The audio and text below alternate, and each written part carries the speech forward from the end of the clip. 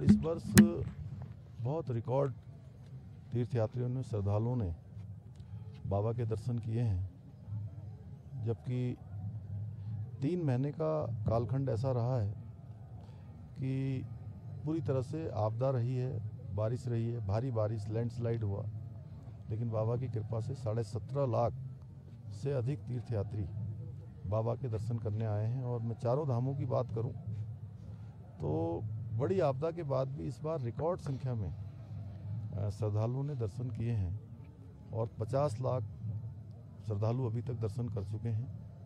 अभी भगवान बद्री विशाल की यात्रा लगभग 1 माह तक आगे चलेगी और हमारा प्रयास होगा कि ये यात्रा भी भगवान बद्री विशाल की कृपा से, बाबा केदार की कृपा से अच्छे प्रकार से संपन्न हो, सभी की यात्रा अच्छी हो, सरल हो, सुगम हो। और ये स्थल जो आप देख रहे हैं 2013 की आपदा में बहुत बुरी तरह से ये क्षतिग्रस्त हो गया था, काफ़ी नुकसान इस परिसर का हो गया था, आसपास के क्षेत्रों का हो गया था। हमारे प्रधानमंत्री आदरणीय नरेंद्र मोदी जी के नेतृत्व में, उनके मार्गदर्शन में यहाँ पर नवनिर्माण और पुनर्निर्माण का कार्य चल रहा है। चूँकि 6 माह अत्यंत यहाँ कठिन होते हैं काम करना, लेकिन उसके बावजूद भी नवनिर्माण पुनर्निर्माण का कार्य यहाँ पर तेज़ी से चल रहा है। भव्य केदार, दिव्य केदार एक नया स्वरूप यहाँ पर लेता जा रहा है।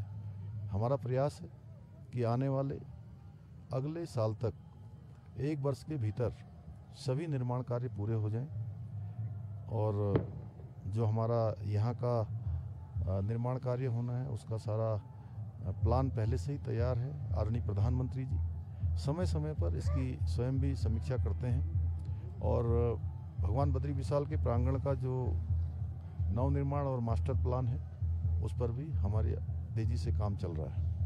शीतकालीन यात्रा को लेकर भी प्रधानमंत्री ने भी यहाँ पे आह्वान किया था, अब आप लोग भी जो है उसको प्रमोट भी कर रहे हैं। देखिए, शीतकालीन यात्रा के समय में जो भी हमारे गद्दी स्थल हैं, ओंकारेश्वर है, पांडुकेश्वर है, मुखवा है, खरसाली है और जोशीमठ में भगवान नरसिंह मंदिर है, ये सभी स्थान हमारे पूरे शीतकाल में भक्तों के लिए, उनके दर्शन के लिए अनवरत रूप से वहाँ पर सभी पूजा पाठ विधि विधान से होते रहेंगे। मैं सभी देश भर के सभी भक्तों से, श्रद्धालुओं से ये कहना चाहता हूँ कि वो शीतकाल का भी अपना यहाँ का प्रोग्राम बनाएं। उसके लिए भी हमने सब तैयारियाँ यहाँ पर की है। पिछले वर्ष से शीतकालीन यात्रा प्रारंभ की है। आदरणीय प्रधानमंत्री श्री नरेंद्र मोदी जी ने भी उस यात्रा में प्रतिभाग किया था उन्होंने, और उस यात्रा को पूरे देश दुनिया के लोगों के बीच में ले जाकर उसकी जानकारी भी उनके माध्यम से हुई थी। और देश के सभी वर्गों के लोगों से उन्होंने शीतकाल में उत्तराखंड प्रवास के लिए भी अपील की थी। और इससे निश्चित रूप से जहां हमारे स्थानीय व्यापारियों को, कारोबार करने वालों को, छोटा होटल चलाने वाले, ढाबे वाले, अन्य जो हमारे होम स्टे वाले हैं, सभी को किसी न किसी रूप में जो काम उनका 6 माह बंद हो जाता था वो काम भी अनवरत रूप से जारी रहेगा। धन्यवाद।